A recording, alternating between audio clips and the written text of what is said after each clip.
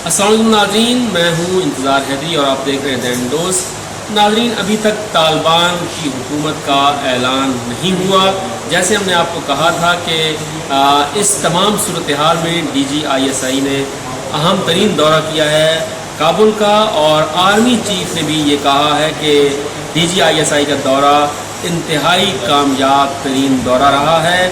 پاکستان افغانستان میں قیام امن کے لیے کوشش کر رہا ہے اور پاکستان قیام امن میں پارٹنر ہے، لیکن کسی قسم کے تنازع میں پاکستان فریق نہیں ہوگا۔ یہ پاکستان کی ریاستی اور دو ٹوک پالیسی ہے۔ D G I S I کا انتہائی اہم ترین دورہ تھا۔ انہوں نے اہم ترین رہنماؤں سے ملاقاتیں کی ہیں۔ طالبان کے علاوہ دیگر جو گروہ ہیں ان کے ساتھ بھی ان کی اہم ترین ملاقاتیں ہوئی ہیں، اور اس میں خطے کے امن کے حوالے سے گفت و شنید کی گئی ہے۔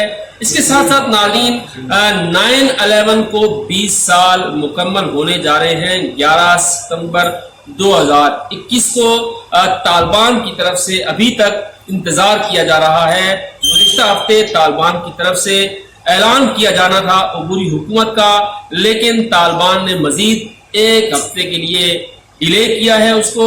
ذرائع یہ کہتے ہیں کہ طالبان شاید 11 ستمبر کا انتظار کر رہے ہیں، اور اس روز طالبان کی طرف سے کوئی اہم ترین پیغام بھی دیا جا سکتا ہے، اور اس کے بعد طالبان کی طرف سے عبوری حکومت کے قیام کا اعلان بھی ہو سکتا ہے۔ اس لیے ستمبر 11 انتہائی اہمیت کی حامل ہے۔ اس حوالے سے مزید جو بھی خبریں آئیں گی، جو بھی اپڈیٹس آئیں گی، ہم آپ کو آگاہ کرتے رہیں گے۔ لیکن اگر آپ نے میرا چینل سبسکرائب نہیں کیا تو اسے سبسکرائب کیجئے اور اپنی رائے کا اظہار ضرور کیجئے۔